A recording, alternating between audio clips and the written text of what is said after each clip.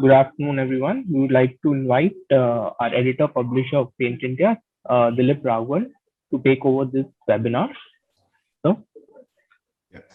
Thanks, Ankur. Good afternoon, everyone. Welcome to our next session in this particular thought leadership series that we've tried to begin a couple of weeks ago with our initial talk on analyzing the entry of large format players. So based on the encouraging response and the warmth that we've received, of course, we are emboldened. We are already committed, but now we stand emboldened to take this particular thought leadership series ahead. And we will do our best to try and come up with objective research and analyze the ongoing activities in the paint industry and deliver the same to you in a format that would be useful for you in planning your strategy ahead. So this week's or this particular edition of this webinar is on a subject that's extremely topical in today's context. It deals with mergers and acquisitions, which also, of course, entails joint ventures and strategic alliances in our paints and coatings industry, and of course, by logical extension, our specialty chemical industry as well. So, as I had said last time, this is a part of our larger endeavor to move from mere market leadership in whatever we do to try and get into an era of thought leadership where we at Paint India would like to be available to all of you in helping you shape your future, in helping you shape your strategy individually, and of course that of the industry collectively. We believe our presence of the last 72 years gives us this ability. And of course, with the utmost humility, we are always there, willing and able to serve the paint industry. So we think this is the next era of service that we would like to offer to the paint industry through mere dissemination of knowledge and engagement. Given the sensitivity of some of the things that would be discussed, I must issue this disclaimer. Please understand this is not a strategy workshop. It is a narrative based on factual elements in the public domain, which I'm just going to share with you. A lot of it is public knowledge. It's just a question of reminding ourselves about it and analyzing it in the larger context and trying to see the nuances of it. So you would be well advised to ensure that you cross-verify some of this information if it is going to become the basis of your strategy. And most importantly, this is not a one-size-fits-all phenomenon, the mergers and acquisitions. It's something that's going to be very unique to each transaction, to each company on both sides of the table. So you must ensure that you do your due diligence and put your legal safeguards in place before you get into any transaction. This is just a snapshot and let's say a bit of a window to what is actually happening in the M&A space. This is an important thing, and I must, in my own interest and in yours, clarify this particular point.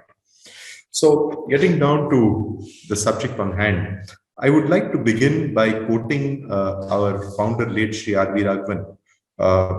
Many of you might not know him because it's now been almost 20 years since he passed away. But he founded Paint India way back in 1951. He was an absolute legend for those of you who know him. During he actually wrote a brilliant article in the Golden Jubilee edition of Paint India in 2001. Another reminder that Paint India as a journal is now 72 years old. So in his lead article for the Golden Jubilee in 2001, besides all the other analysis and the narratives that he had gotten into, I quote this particular line because at that time it was still not something that was commonplace, but he foresaw the future. I mean, that was the brilliance of the man. So he said that it seems that no company is too large to be bought out by another. And we're actually seeing this playing out in front of our eyes. There is a small modification to it also, which I will add on to it at the end of this webinar, just to put in perspective how the industry has moved in these last 20 years. But the words of the man ring true even today. So a quick run through of the agenda for today. What is this new M&A regime that we're talking about? What are the reasons for it? Before we get into examples, what are the reasons for it? The India factor. Again, I would, even at the risk of being repetitive and being pulled up by all of you, throughout my narratives, throughout all my activities, I am going to harp on the India factor because I would like to ensure that the sense of belonging, the sense of pride, and the sense of belief for all of us participating in this industry, in this particular geography, in this country is re-emphasized, reaffirmed, and we take cognizance of how lucky we are to be in this country at this point in time. Like with everything in life, there is a lot of good that accompanies this M&A regime. There are some not so good things and there are some ugly things. So I'll just delve into this very, very briefly.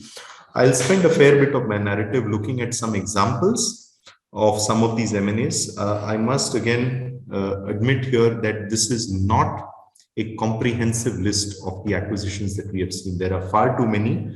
I have picked up a random examples, not in any particular order of chronology, importance, or hierarchy, but just I've tried to ensure a bit of diversity in the examples that I share to drive home my point of how multifaceted this M&A regime that we are looking at is actually, how multifaceted it is and how it's not being confined to any particular pocket of the industry.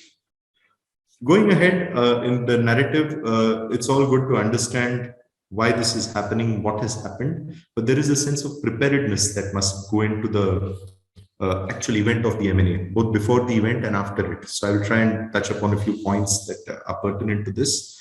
Valuations. Finally, when you talk of M&A, it's all about the numbers game, isn't it? It's all monetary. So a perspective on how the valuations typically do work in our industry, not in general, but more so in our industry. I will touch upon very briefly our personal experience. So this is not just sermonizing from the outside. We have actually had the fortune and the privilege of being a part of this in our own operations. So I will very briefly touch upon that. And of course, at the end, the floor gets thrown open for Q&A. We'd like to, in our limited ability, field question and answers from all of you and try to make ourselves again as useful as we can be. So that's a quick snapshot of the agenda. Let's go through it. This is again a bit of common sense based approach, but let's still, it's worth refreshing our minds on this.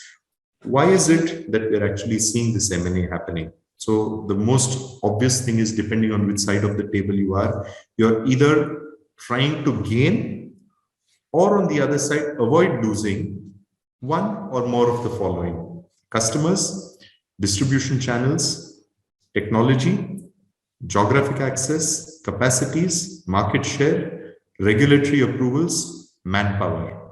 So depending on where you fit in as someone who's being bought or someone who is trying to buy you out, there is a multitude or a combination of some of these factors that would be actually triggering these mergers and acquisitions. Some of the examples will actually pick up on these specific subjects, and it will highlight and reinforce what I'm saying.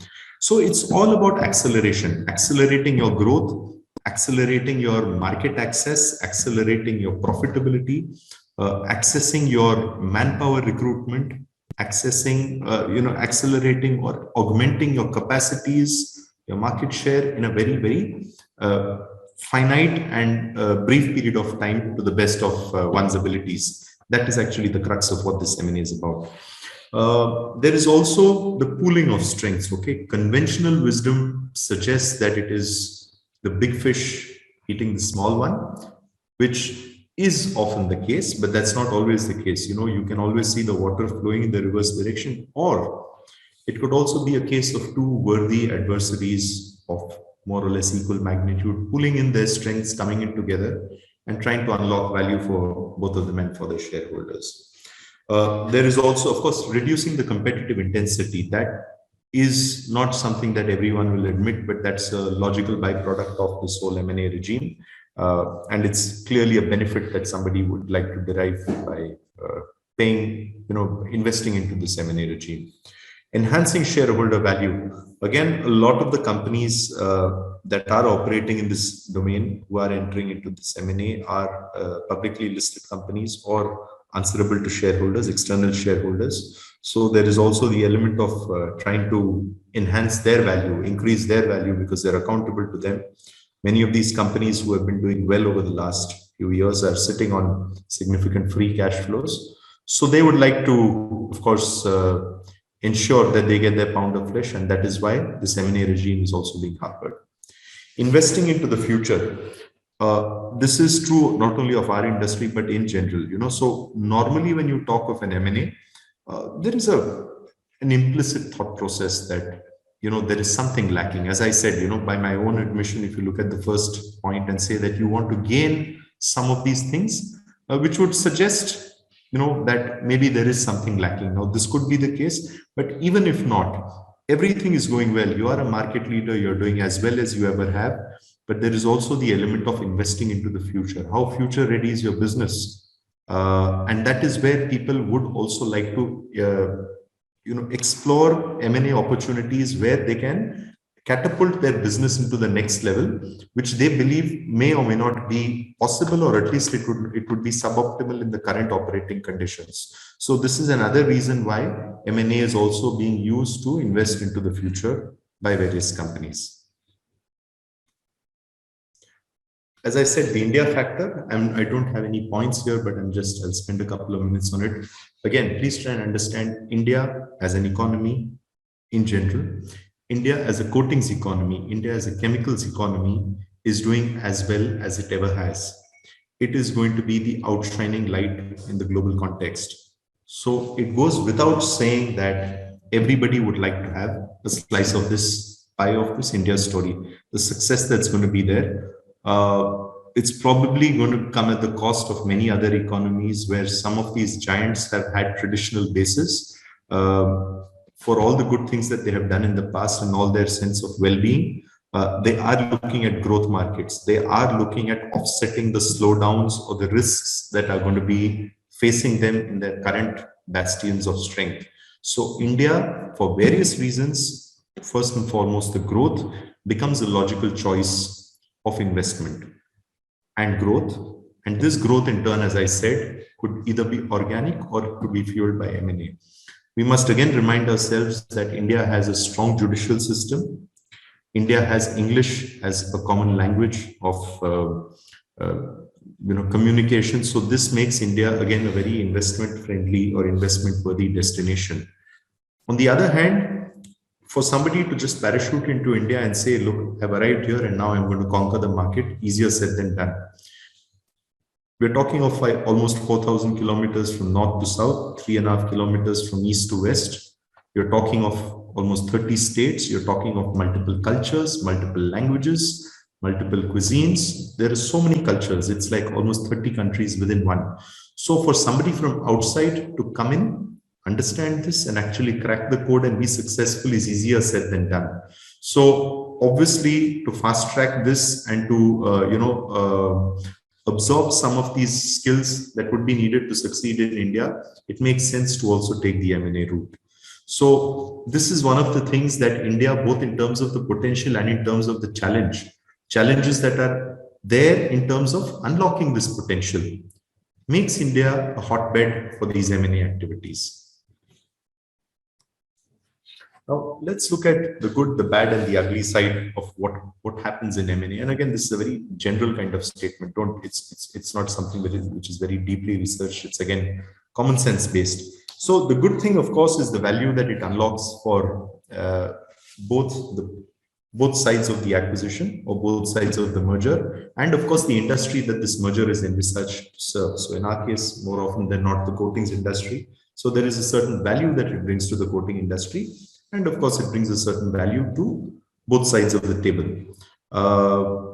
The bad part, of course, the flip side, and we'll go into some of these details later in the flow of the presentation. But the bad side of it, as we know, of course, is that there is inevitably the loss of jobs.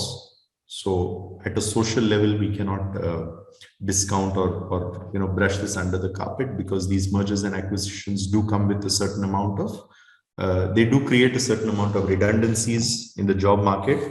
And in a country like India, where stability and jobs mean a lot, so this is unfortunately a fallout more often than not of these mergers and acquisitions that happen. The ugly.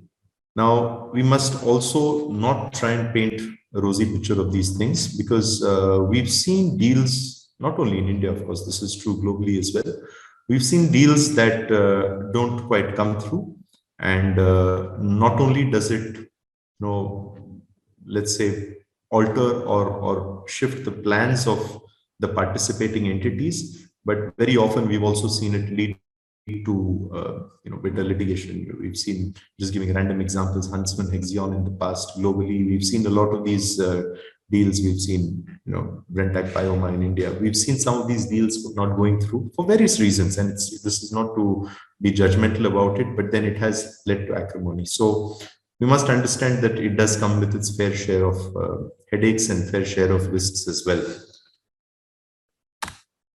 So what I'm going to try and do now is I'm going to try, and this is going to be, the big chunk of my presentation. I've taken about 10 or 11 examples, and I've tried to categorize them as to, it's like I've said, big, small, Indian multinational raw material, finished product. I've tried to create this combinatorial set of examples and seen what each of these deals have meant for those particular entities. I think this will give us a fair idea of how, the purpose for why this M&A regime is actually in front of us.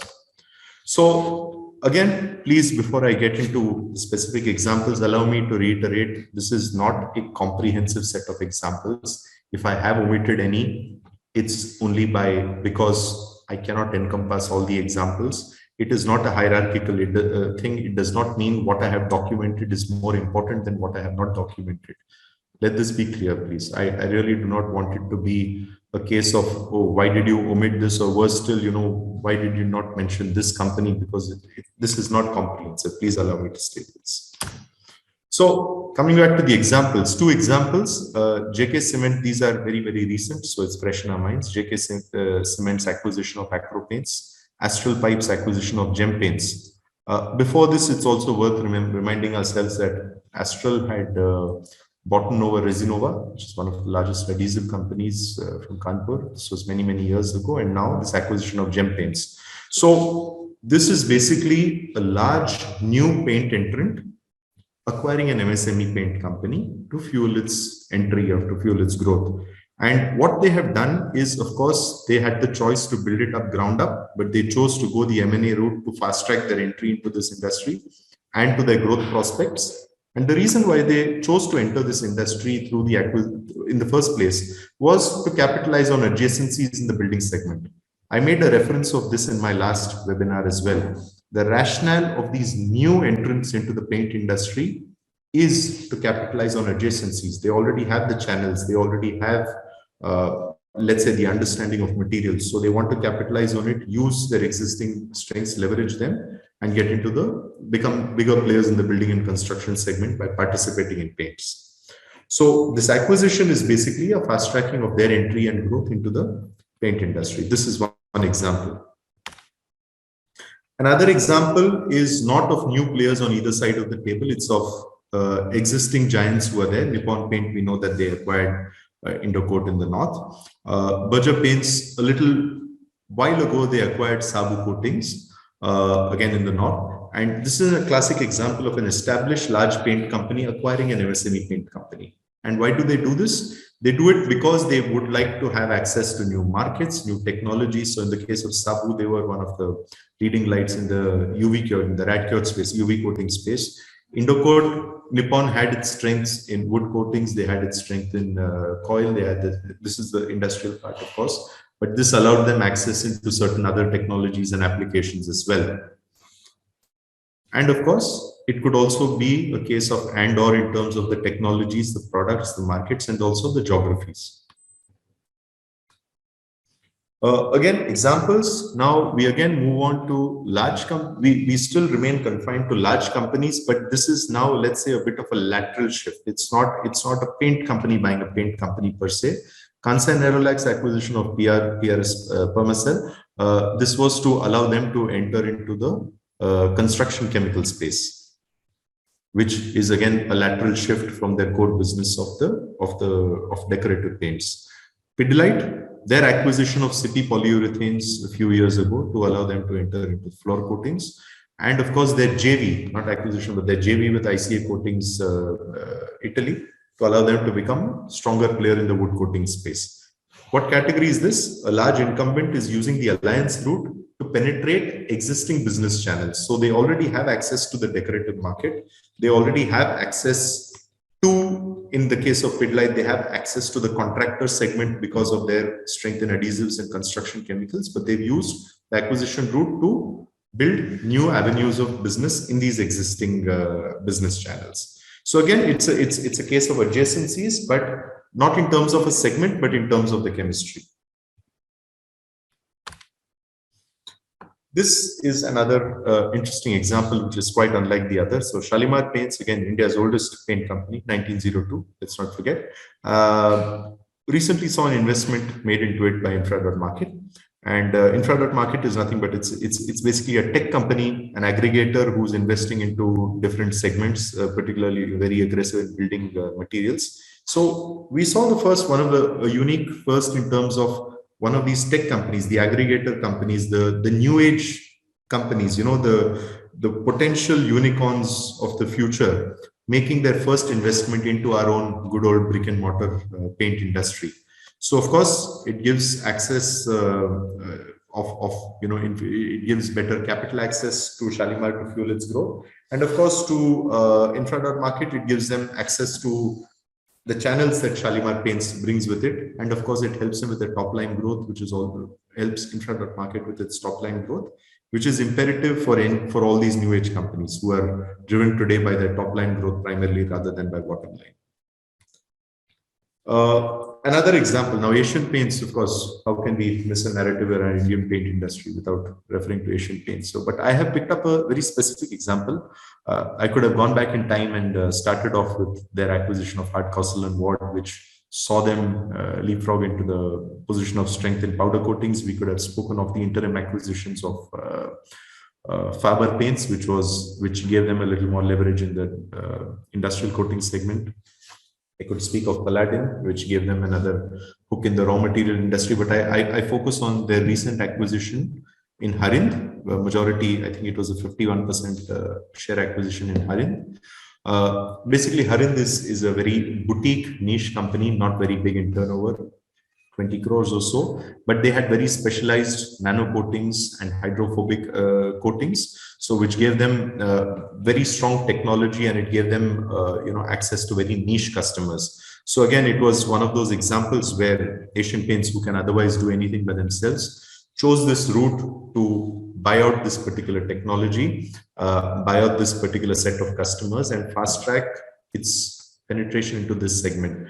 We must understand here, using this example and some of the others, that the agility of any large corporation, and this is not, I'm not talking of Asian Paints per se, as a general rule, the agility of any large organization to pivot and, let's say, I wouldn't say innovate is, they're always innovating, but to move, in a certain direction very nimbly because of the inherent structure of the organization is not the easiest thing. So these acquisitions actually help them achieve that kind of speed, which otherwise could be very challenging. So this is one more such example. Sorry, I jumped. So Indigo Paints, I think this is an example unto itself. It's a bit of a, it's of course, it's a very, very proud story, but it cannot be fit into any of the other baskets that we would like to. It's a growth story unto itself. So it's an example of a visionary paint company that first acquired, secured its own PE funding to initially spur its growth. This was, I think it was simultaneous. I'm not able to place a finger on which happened first, but it was around the time they also acquired a mid-sized competitor in the South. This is a company predominantly which was based in the West at the time, acquired a mid-sized competitor in the South, High-Build Coatings, which in turn was a subsidiary of Sadlin in Man. And then once they achieved this critical mass, guided by their PE fund managers who also brought a bit of management bandwidth to the table, they went the IPO route.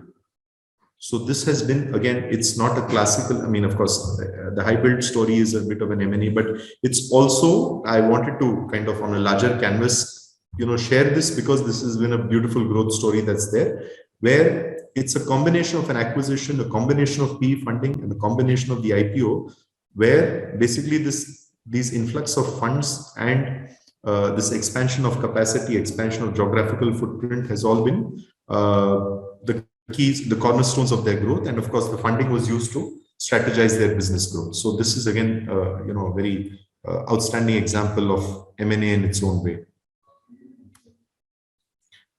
Very, very important example. And I think I don't know if any of them, Ashwini or Deep or Girish are attending this, or Atul are attending this, but we saw this a few years ago. Okay, these are all under the radar companies. None of the names that you would, that are not household names to the outside world. Within the industry, of course, we all know them. But we saw these three companies, all of whom are operating in North India, in relative proximity to each other, operating in the industrial coating space, each doing their own bit. One company was adept at refinishes, one company was adept at UV coatings, one I think had a strength in polyurethanes and some of the other technologies. Now these three companies chose to come together, create one larger entity, maintaining their individual areas of expertise. So of course, you're talking of getting a better purchasing power by becoming a larger company. Having different technologies and applications parked under the same umbrella gives them better access and gives them better credibility when they go to customers, pooling in infrastructure, pooling in resources. So this was another example, and I think, hope and wish that more such examples emerge. It's not easy, because I'll come to the challenges that are associated with this later, but it's not easy.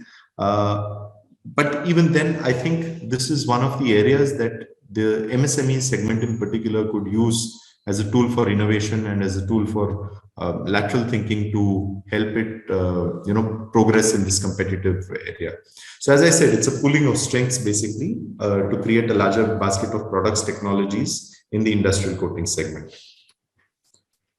Another example, everything else that we spoke of was classical M&A, someone buying the other, but here we're talking of two, Sheenlac Paints, one of the most respected names in South India in the paint industry. They had two separate JVs, one with Noru Paints Korea to help them get a hook in the automotive OEM segment, and Jensen Nicholson India, because of course, I think we all know it's not out of place to say they were floundering, they had their own challenges. So they formed a JV to acquire the brand, which is iconic. Okay, let's not forget, whenever you see color, think of us. So they acquired this brand, gave it a fresh lease of life, and of course, their traditional strengths of wood and refinish were now augmented to also have auto OEM and decorative segments. So this is exactly what it is. One of the leading Indian MSME paint companies creates JVs to enter new areas of operation which it was not a part of earlier.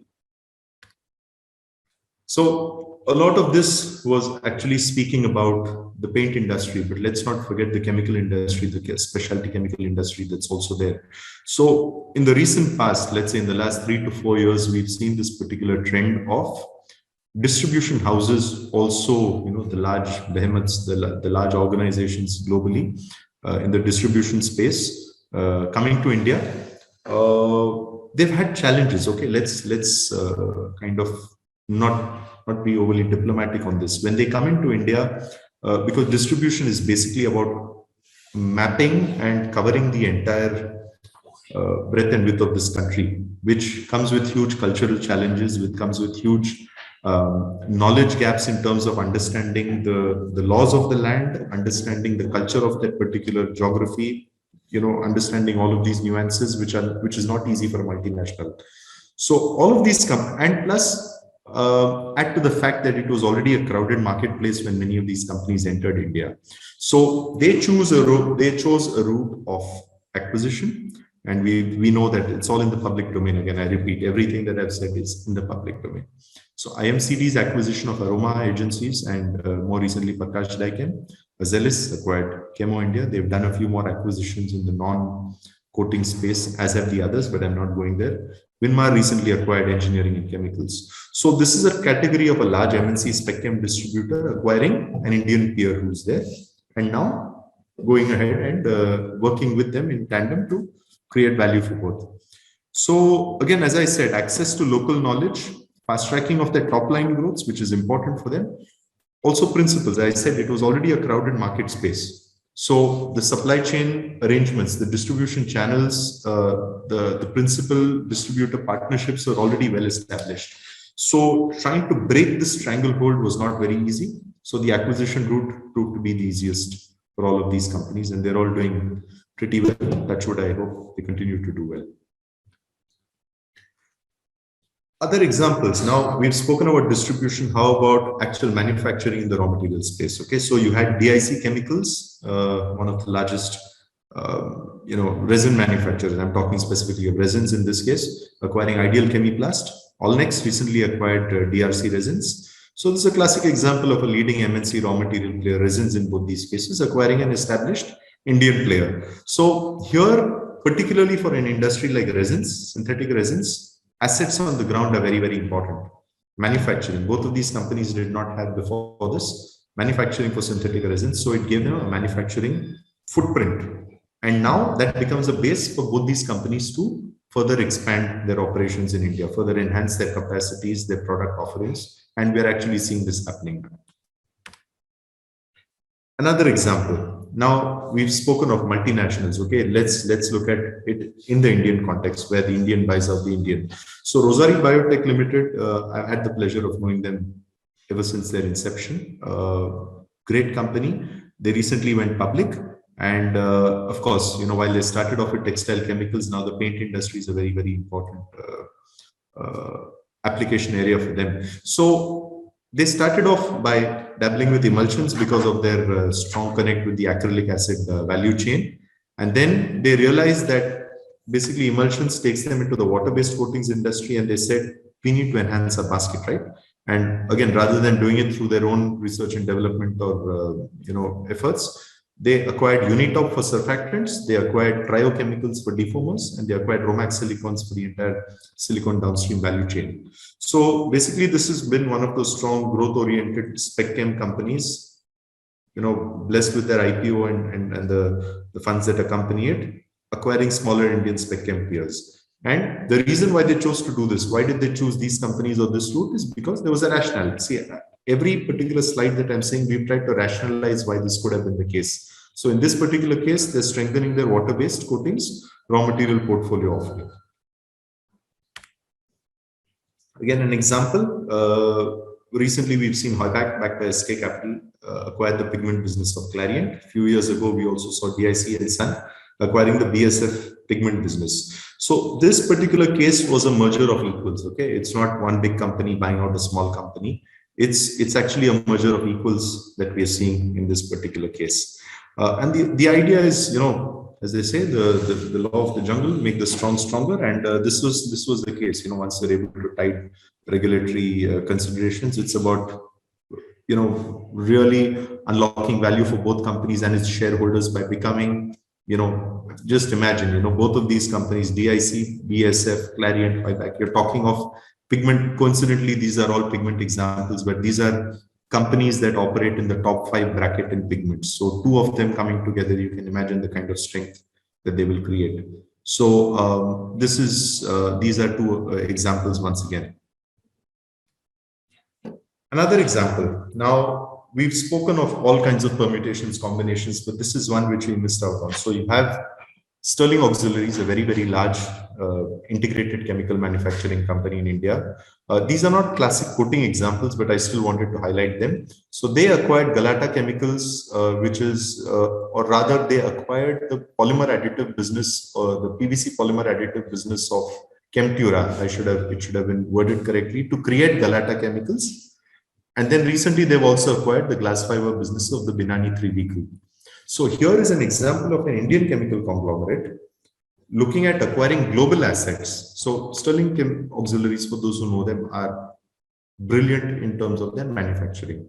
So they have chosen to laterally diversify into other areas, and in doing so create manufacturing footprints for them across the world. So Chemtura has assets in USA, the 3B group has assets in Europe as well. So new geographies and new segments, giving them global access. This has been another example. So there are also examples that we can see otherwise, where, for example, Kiri Dyes bought out Dystar, which then was the world's largest dye stuff chemical company, and Kiri was a large Indian dye stuff manufacturer. So there are a lot of examples. So what I'm trying to say here is that there are all kinds of possibilities in the M&A space. I'll come to that, but there is also the matter of technology transfers and JVs. So it's not all about one company buying out the other. There are also JVs, there are also technology transfers.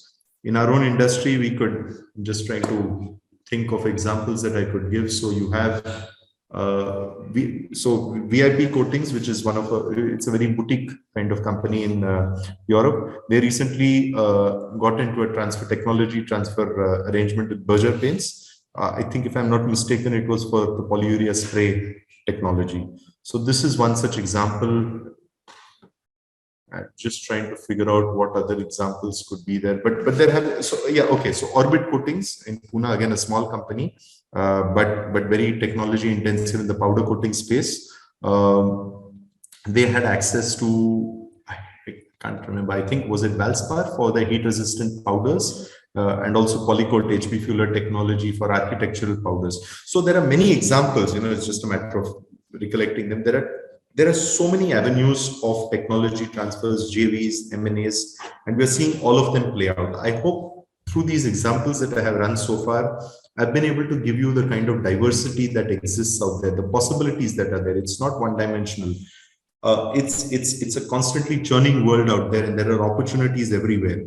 Opportunities on this side of the table, opportunities on that side of the table. You can be bought, you can be sold, you could source technology, you could provide technology. So it's all there. It's real, and it's happening as we speak. So that brings me to a slightly interactive element. I just have one little poll question that I would like to ask all of you. It's a very simple thing, okay? And again, as I said, it's anonymous. So the question is, you just have to answer it in yes or no, and there's nothing right or wrong about it. It's a personal choice. Would you like to remain away from the M&A regime? I've already said that it's there. I've highlighted it through examples. But having said that, is it something that you think you can remain immune to, or you would like to remain indifferent to? So if you could just flash the answer, it's a simple yes, no answer. And I urge all of you to please just contribute your thought to this particular question. So if you can answer in yes or no, we'll just have the whole question flashed up.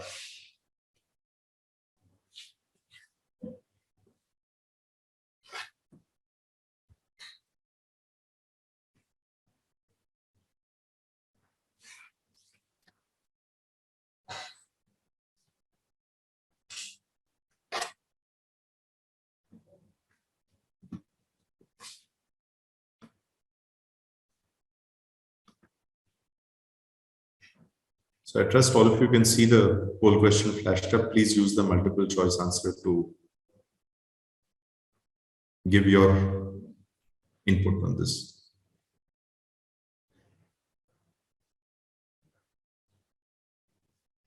Okay, would you like to remain away from the M&A space? So basically, there are 17% of people who have said yes, they would like to remain away from it. And there are 83% who said we would like to be a part of it one way or the other, which is logically to be expected. Again, it's not right or wrong.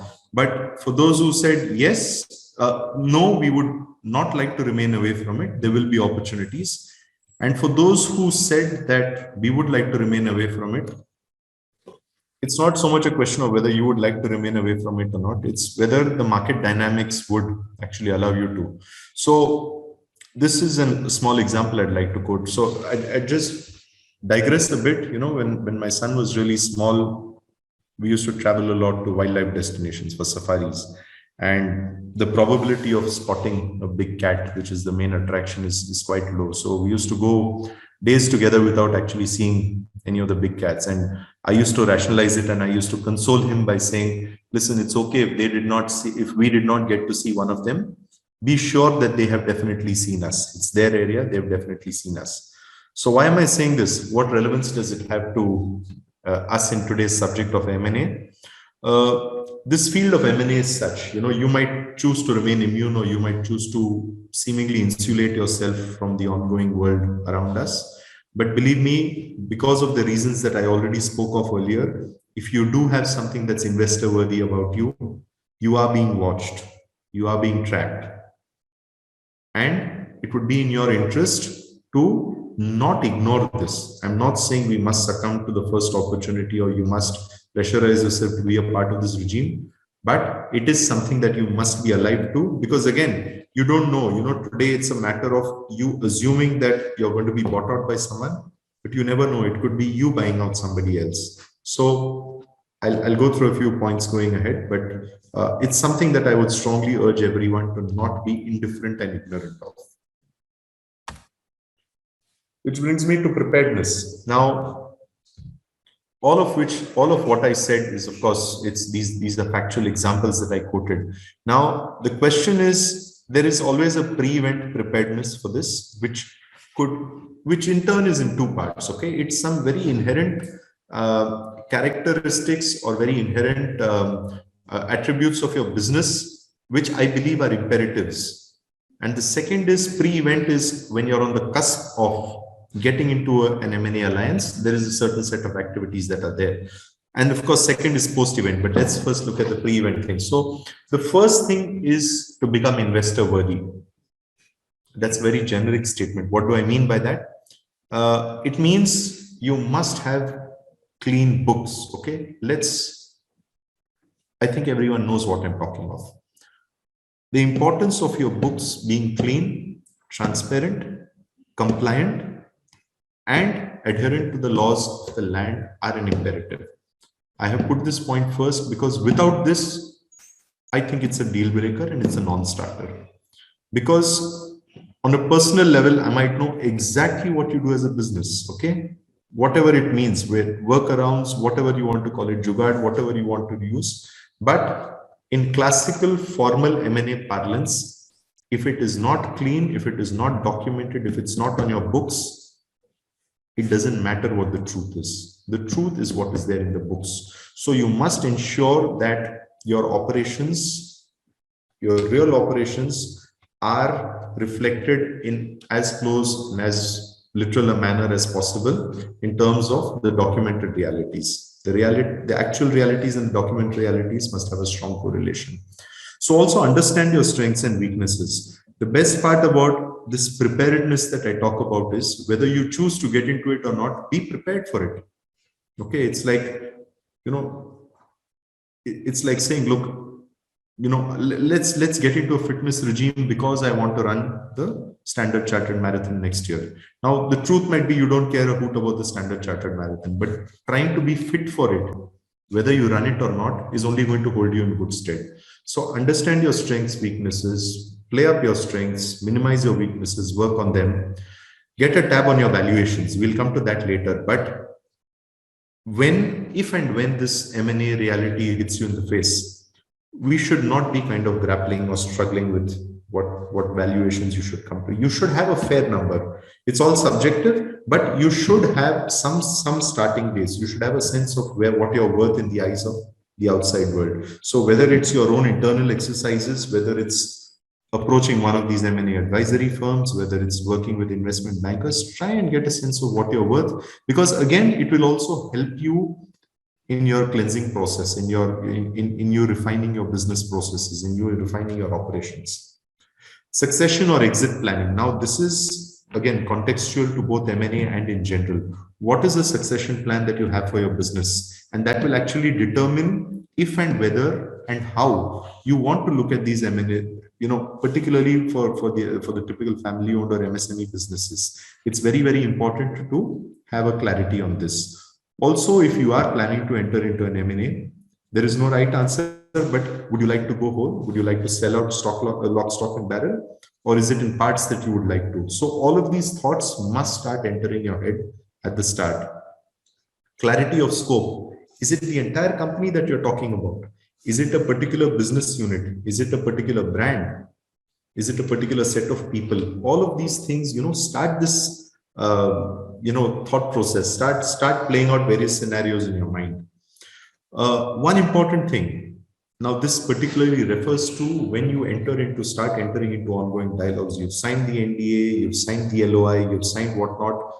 It takes time. because there is due diligence involved, there are legalities involved, there are humans involved, their own limitations, their own emotions. What is important is you are already conducting a running business. All of these, the lure of something good must not derail your ongoing business, because that ongoing business is actually the cornerstone of why this acquisition is potentially being explored. And if it were not to come through, it is finally your business that is going to hold you in good stead. So this is very, very important. It's something that people have actually slipped up on. So ensuring continuity and delivery of your ongoing business amidst the dialogue. Emotions, we're all humans, so you can't pretend that we are robots, but we have to be in check of our emotions. This was a company that I have given 30 years to. This is a company that's been there for 4 generations, whatnot, all factually correct. But finally, my take on it is that, don't suppress your emotions, but try and understand, look at it from the larger picture. You are running your business for a particular purpose. Financial, which is basically to ensure sustenance of you, your family, the ecosystem around you, your staff. So that end must be met. And secondly, even beyond financial things. So everyone has a particular goal defined for their business. Okay. I would like to be the #1 manufacturer of this product in the world, or I would like my quality to be the best, or no matter what happens, finally for this, no matter what else happens for other products, for this particular product, it must be mine that's used. Whatever your mojo is, whatever your calling is, whatever your core competence is, or whatever your aspiration is, try and look at this M&A possibly as a tool to fuel that aspiration, or if it is already in place, to perpetuate that beyond a lifetime or beyond your, let's say, your sweet spot in terms of strength. Okay, you're not going to be around forever, not always going to be in the position of strength. So you must look at it in that context also. The preparedness that's there post-event. Successful closure, it's very easy for 2 people to come onto the table and agree to do something, even though that has its own challenges. But let's say we all agree, the 2 partners agree to do something. The successful closure in terms of the legalities, the regulatory aspects, the laws of the land, the financial thing, the deal is not complete till it actually happens. Who knows if one of the partners is going to go bust in between. So you have to ensure that the closure is actually seen through. The cultural integration. Now, this cannot be emphasized enough. You're talking of 2 companies, most often successful companies, who have been doing their own little bit and been successful at what they're doing in the manner that they're doing. Obviously, you cannot expect both companies to be the same culturally. This cultural integration post merger and acquisition is always the most challenging part, yet the most the most under noticed or the most ignored part of it. And you have seen companies actually fall at the seams because this cultural integration was not taken care of. Business synergies and conflicts. Of course, there will be synergies. Okay, you have more people to do a given job. Now, it could also mean rationalizing your workforce. It could also mean having more skilled people at your disposal. There could also be conflicts, channel conflicts. You already have distributors for both the businesses. Now, it might not make sense for you to continue with both of them. So you'll have to look at these conflicts. Who's going to remain? Who's not going to remain? People, there will be redundancies. In the case of distributors, there are going to be principals. All these kind of things, you have to look at it. As I said, the organizational structure and people, you have to try and define, how to make the existing people comfortable. You have to give them their sense of security, pride, belonging. All of these things have to be there. Non-compete clauses, because this is particularly true of when one partner is going to be walking away, either immediately or after a staggered period of time. Both sides must safeguard their individual interests, and of course, you must also be very clear on what can be done, what can't be done, and when certain things can be done. So the list can be very comprehensive. It's, as I said, I'm no M&A advisory expert, but these are very common sense elements that I wanted to highlight. Valuations. Now, first thing, it's a very subjective exercise. Okay, you cannot be sitting here and saying this is your business, this is what it's worth, even armed with the numbers. So there is a certain science to it based on numbers, and there's a certain art to it. I'll explain what I mean by that. The top line and the bottom line are, of course, the science part, because they are the actual numbers that manifest themselves and become a starting point for you to apportion a valuation. X times your revenue, which is your top line, or Y times your EBITDA, which is your bottom line, or whatever different metrics that are there. Then there is the DCF. There are different methods to calculate. That's the thing. There is also the element of art to it. Okay, there is a strongly subjective element. A company that is doing, the same turnover and the same profitability, if it's facing a fiercely competitive environment, it cannot command the same valuation as someone which is running a business that's in a near monopoly situation. So the competitive moats that you have for the business are very, very important. What is the industry segment that you're catering to? If you're catering to something that's, I don't know, in today's context, for example, if there's something that plugs into industry 4.0 or 5.0, obviously that's going to be the flavor of the day. So for the same revenue, for the same profitability, you can command a better premium for this. The levers that are there, what is the kind of growth you're looking at? What is the kind of scalability that you're looking at? Two companies, same revenue, same profitability, but one, because of the nature of the company or the industry, is near saturation, whereas the other has just got started. Obviously, the valuations are going to be different. What are the assets that you have? How compliant are those assets? How conscious to HSE are you with those assets? What are the brands? Is it just numeric sales, or is there an strong underlying brand that is there? Are those brands registered and trademarked?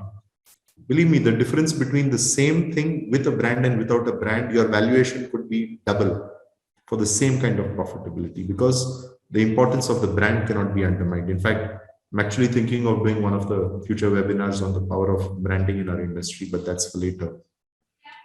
Majority stake premiums, particularly in staggered payouts.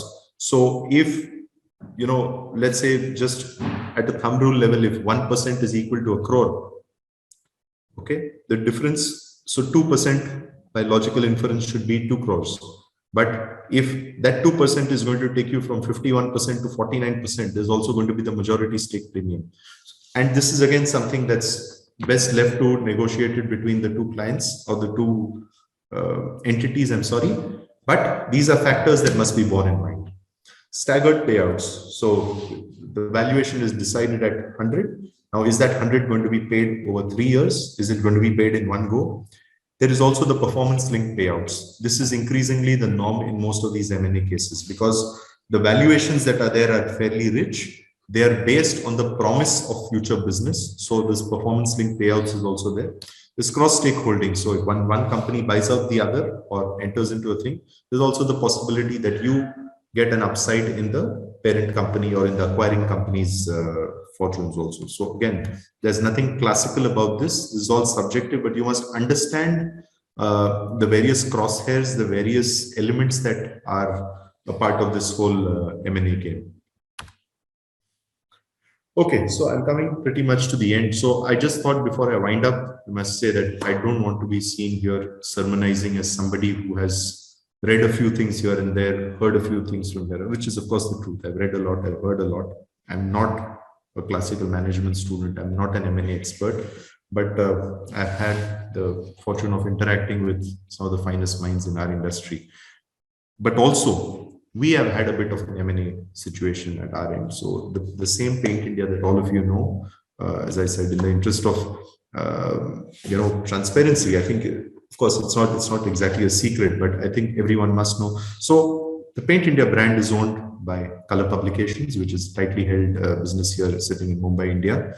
And under that, you had the various business verticals, one of which was Paint India, which had the journal, which had the conferences, which had the exhibitions also.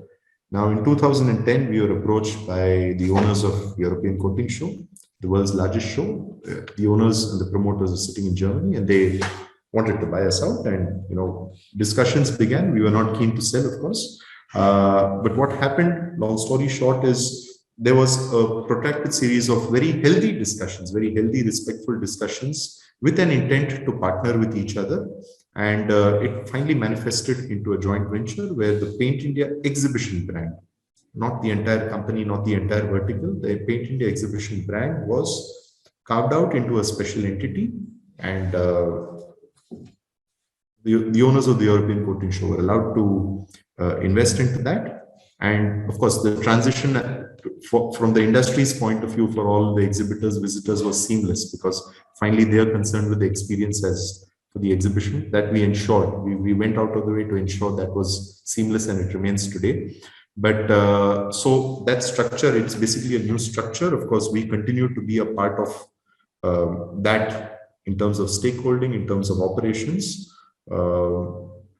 The roles remain pretty much the same. I continue to head it as I used to do then, but now we are empowered by the global access that our joint venture brings to us. We've had a huge upside in terms of the operational capabilities, which were not our true strength. Our strength has always been the industry knowledge and interaction, but the operational efficiency has been immensely strengthened by the advent of our partners, whom we're really grateful to. And so it's actually been a wonderful story for us as well. And the Paint India exhibition that you see is today, the roots of those were sown way back in the journal 1951, the magazine the exhibition 1993, and between 2010 and 2013 we had this whole dialogue going on, finally culminating in the creation of this joint venture in 2013. And what you see today, Paint India is now the third largest coating show in the world. We have a very, very strong internal mandate to make it the #1 coating show in the world by 2030. But all of this that you see also has an M&A angle to it. A lot of the good things that have happened as a result of this M&A. And that is perhaps what gives me the, let's say, the opportunity, maybe the right to sermonize, and maybe the, let's say, the confidence and the positivity to actually be conducting this webinar today. So this is where I will come to my last slide. So the M&A story in the Indian coatings and spec chem industry is here to stay. And it is going to shape the industry largely in a positive manner. Whether you accept it or not, it is going to be a part of the landscape, and it is going to influence your world. The choice of whether to embrace it or not is at your discretion. Nobody can force you to do it. Okay, I didn't get into hostile takeover business. That's a different thing. But nobody, by and large, can force you to be a part of it. But being prepared for it, as I said, is always a good idea. And conversely, not being prepared for it is always going to be fraught with danger.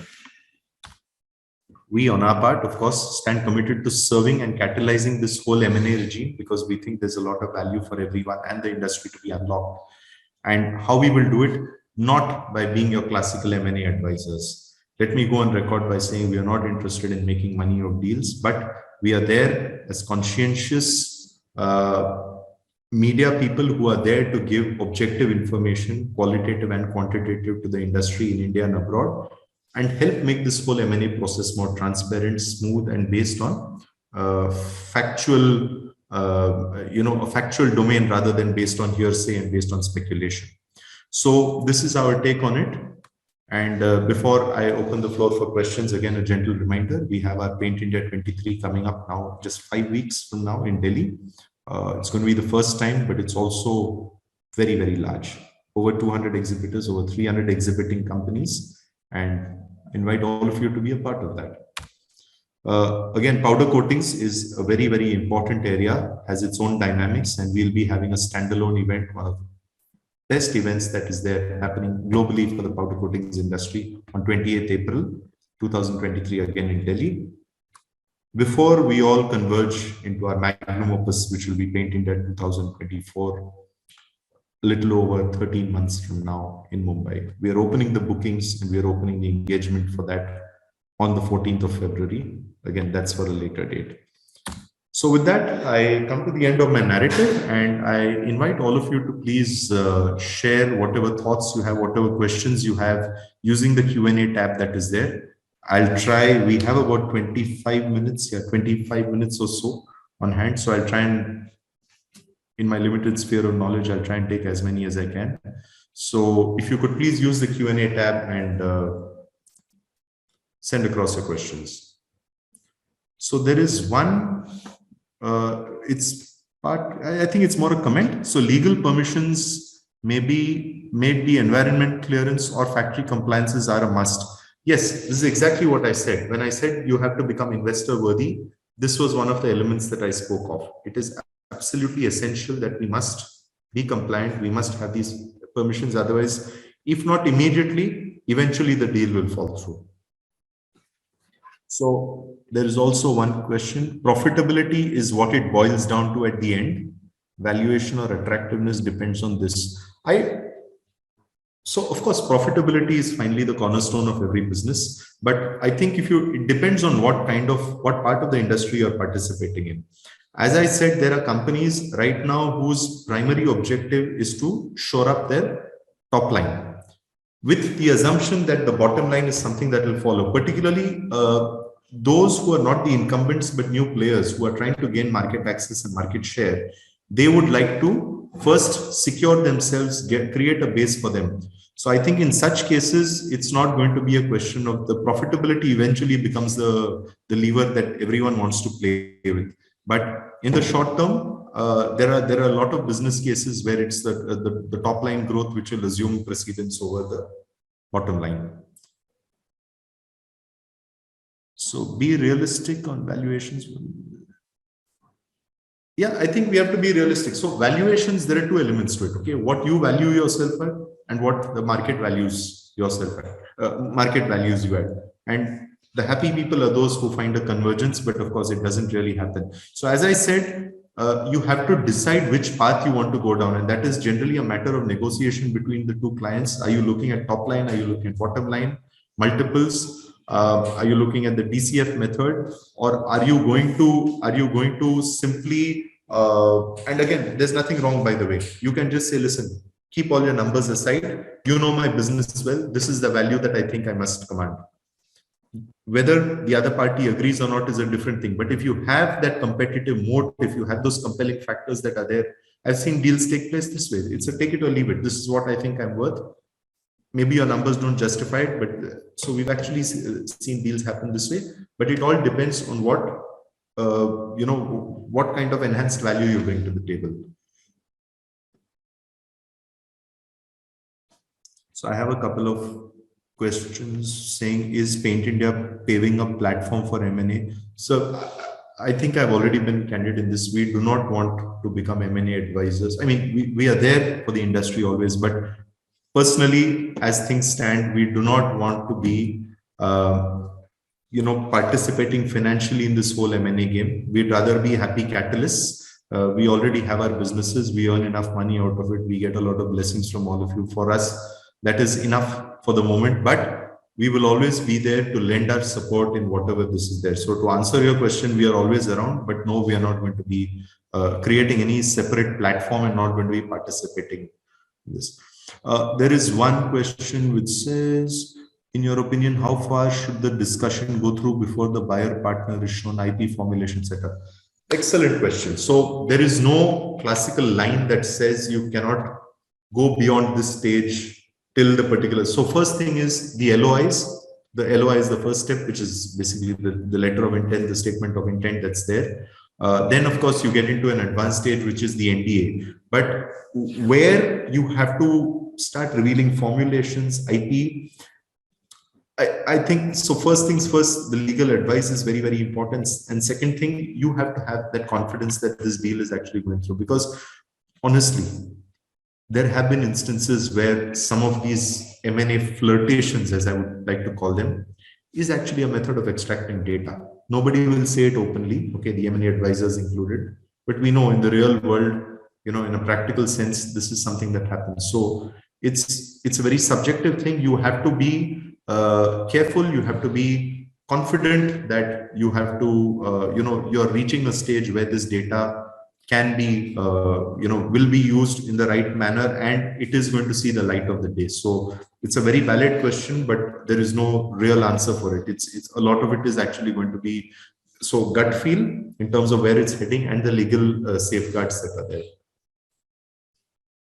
So what are the pros and cons of a small company acquiring a big company?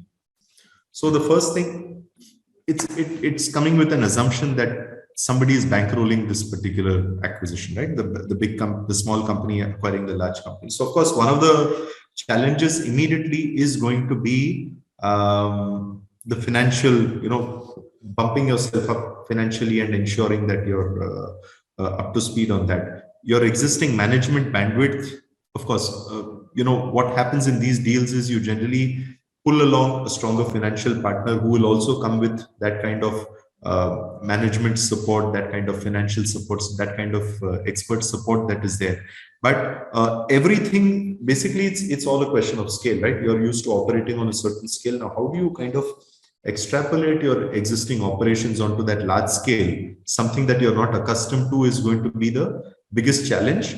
But on the other hand, let's say the pros that are there is the acumen, the hands and feet, the eyes and ears on the ground that a small company would have would be something that typically a large company would not have. And if this can be cracked, with the benefits that a large company can bring to the table, it's the best of both worlds in either case, right? So it can really be a huge, I think a lot of it will boil down to the leader. If the leader can actually take the onus of steering the ship and ensuring that this transitionary period is roughed out and successfully, there is immense value to be unlocked there. So is there any benchmark EBITDA a company which is an ancillary to the paint industry should command? I don't think there is any classical rule that is there. As I said, it's specific to the product, specific to the company, specific to the competitive intensity that's there. But okay, let me stick my neck out. And this is, of course, not something that you should use as a benchmark, but just a starting point. If in our industry, if a company can command even close to 1% of its top line as the valuation, I think you've done very, very well.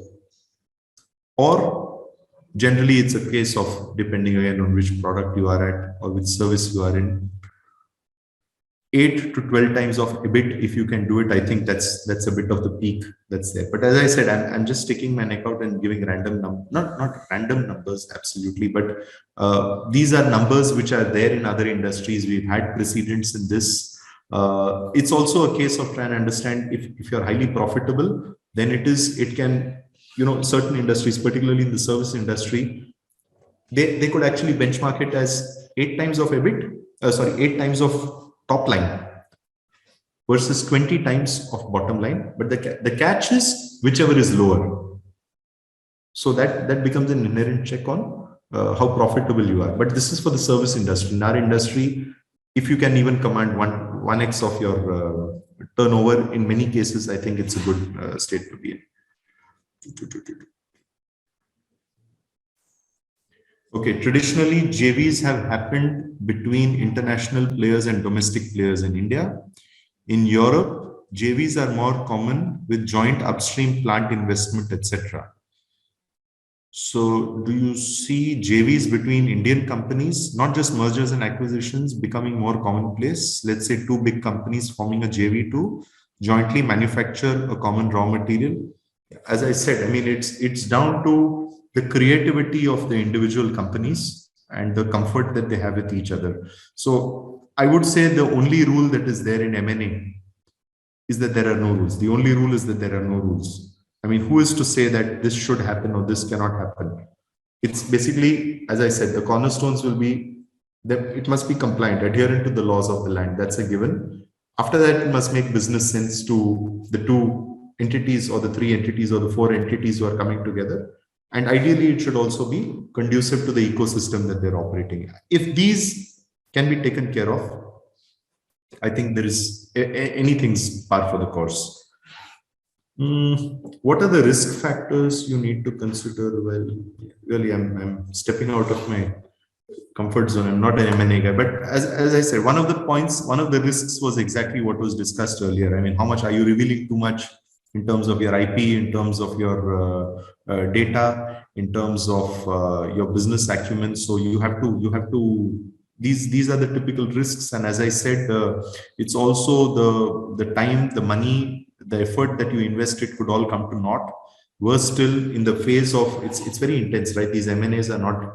It's not just exchanging love notes with each other and agreeing. It's very intense, and during this particular process, your core business should not take a hit. This is again one of the risks that are there.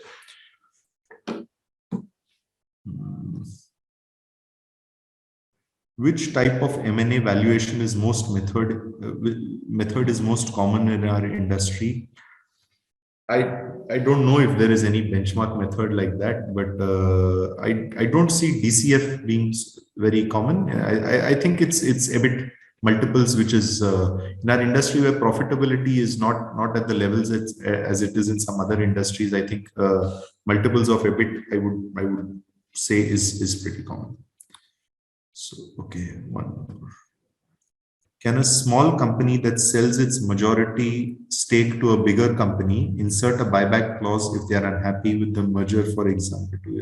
Yeah, so these clauses are typical to any M&A, okay, in terms of the first right to sell, the buyback, all of these things are built in, and that's why you pay the lawyers top dollar for advising you on this M&A. So all these clauses are there, both at a common sense level and legally. So I see a few questions which are so there's some questions which in a roundabout. So one of the questions. So basically, I see a trend where people are asking for the three main raw materials. Okay, resins, pigments, and additives. So there are questions which says it's a general thing, but how do you see the M&A prospects in these three? So let me try and give you a minute each on each. Synthetic resins, I see the prospect being very, very bright because the need to manufacture locally, I think, is significantly enhanced in the resin industry because the volumes are large. You're talking of large amounts of either solvent or water, as the case might be, depending on the technology, which logistic costs do not make a lot of sense, particularly when you're selling it in the liquid form, not in the powder form. Which is the case with some of it. So I think the synthetic resin industry is ripe for a lot of these acquisitions. Also, some of the economies of scale that we are seeing in small units is not really viable going ahead. So I also think that both in terms of the need for companies to acquire and the need for companies to sell is there. So I think the synthetic resin industry will see a lot of this M&A activity, built, of course, on the fact that, and this is a common statement that, again, I reinforce the India story. Please try and understand everything that you're doing is leading to something very, very good in the business landscape. So synthetic resins, I think it's going to be good. Additives, believe me, there was a phase in the about 12 to 15 years ago where a lot of additive companies were out with their shopping baskets looking at prospects. But I think the two factors that are inhibiting this currently is the economy of scale. Till you can justify setting up capacities in India, because additives are very specialized products with small dosages. So till you can set up justifying either a new investment into India, which is not quite M&A, but let's say a new investment, or buying out a company, it will not happen. Also, the technology hook that is there for buying out a smaller company, unless a company has some kind of technology at its disposal that is very compelling, I see additives would not really be a hotbed for M&A. Pigments, I think there will be a bit of consolidation in the industry because in the short term, because some of the capacity expansions that we have seen in the recent past in the pigment industry has been quite phenomenal, which is the positive part of it. But whether these companies can remain competitive, in the light of the ups and downs that the pigment industry is seen remains to be seen. So we might not have the same companies also, being resilient enough or being able to survive long enough. So we could see a bit of consolidation there. Having said that, the pigment industry itself is a bit unique in nature compared to the other raw materials, where you're not only selling to the end user, but you're also talking of a lot of merchant buying, merchant selling, institutional buying, where your target is not the paint manufacturer or the ink manufacturer or the master batch manufacturer, but you're talking of selling back to the other pigment guys who are then into the branding and to the quality assurance game, where you position yourself purely as a manufacturing entity. So that covers the three raw materials.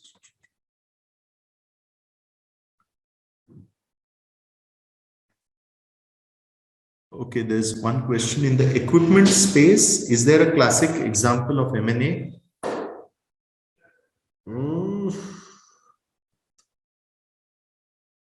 I'm trying to jog my mind. So while I think about whether there is a classic example, let's talk of the potential. See, I think there is a potential, and the reason is there's a lot of the sheet metal fabrication, the electronics and all in India are getting better and better.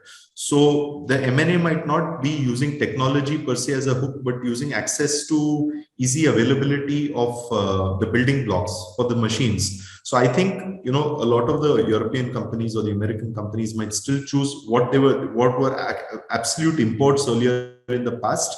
I think would actually be seen as what you talk in automotive parlance as CKDs or something like that. You could see a lot of fabrication and a lot of assembly actually happening here in India. So there would be opportunities for downstream providers like electronics and PLCs and some of these areas like that. But otherwise, I don't know. Let's say the only area where I think you might see this happening is some of the companies who are underrepresented in India today.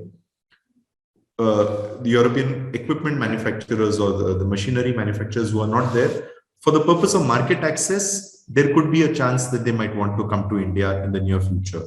But till such time, I don't really see because it's very technology intensive and it's very the IP has to be safeguarded, and engineering in that sense with on the intellectual side is not something that I see as a hook for Europeans to invest into India in the machinery space. Can tolling be the start of a merger with a multinational? Yeah, why not? I mean, you start off, it's like in real life parlance, before you get into a marriage, you start off with a flirtation. So this could be something like that. You build the relation, you show your credibility, and eventually, if there is a business sense on both sides, it could be the precursor to an acquisition also.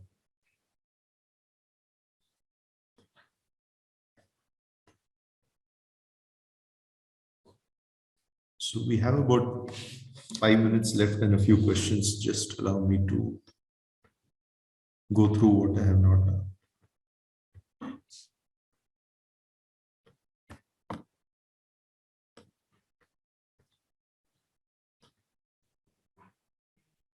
Okay, how do you see the business synergies of construction infrastructure?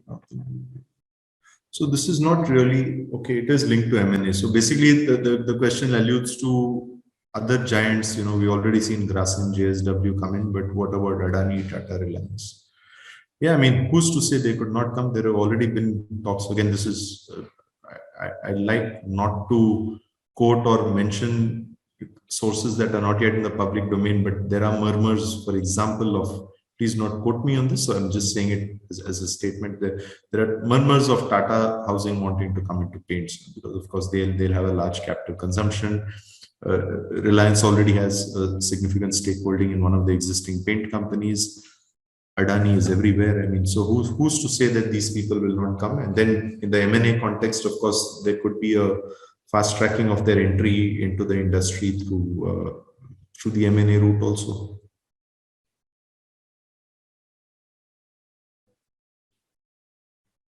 Okay, so there's one question which says, do you see Indian entrepreneurs emerging as leaders? I don't know, but anyway, I can't quite make out, but let me try and construct a sensible question out of it. So do you see Indian entrepreneurs, kind of leading this whole M&A thing? Yeah, I mean, absolutely. As I said, if you look at a snapshot of the examples that I gave you on both sides of the table, in terms of those who are acquiring and those who are getting acquired, those who are selling technology, those who are buying technology, I see this as a clear trend that's there. And in fact, if anything, as I see that the youngsters have a greater appetite for these kind of things, because they are the ones who are living in this era of instant gratification, quicker turnaround time. Also the fact that, and I don't say it in a bad way necessarily, but the fact that they're more emotionally detached than the older generation, I think it makes it more conducive for the whole M&A scene. So again, there are a few questions, but I think, maintaining the time discipline, I'll bring it to a close. Our contact details are here. This webinar is not the only opportunity to reach out to us. We have a constant ongoing engagement with all of you. So please feel free to continue to reach out to us, whatever the context might be. Every which way, we remain accessible 24/7 by 365. That's all the contact details that are there for whatever context you would like to reach us for. And once again, thank you for your patient listening. We will come back to you with our next set of webinars. As long as it continues to make sense and we're able to find subjects that interest all of you, we'll keep sharing this. We're not pretending to possess all the expertise in-house. So we will also be engaging with actual experts on chosen subjects. We'll also speak to some of the industry leaders going ahead at forums like this. And basically, while we continue to serve you with our real-time efforts in the form of the journals, the conferences, the exhibitions, let's use the virtual world that we have to also engage and share a bit of knowledge like we are doing here. So, small reminder on these 3 events that are coming up: Paint India 23, Powder Tech, and Paint India 24. So, of course, all of you are always there, but once again, allow us to roll out the red carpet for this.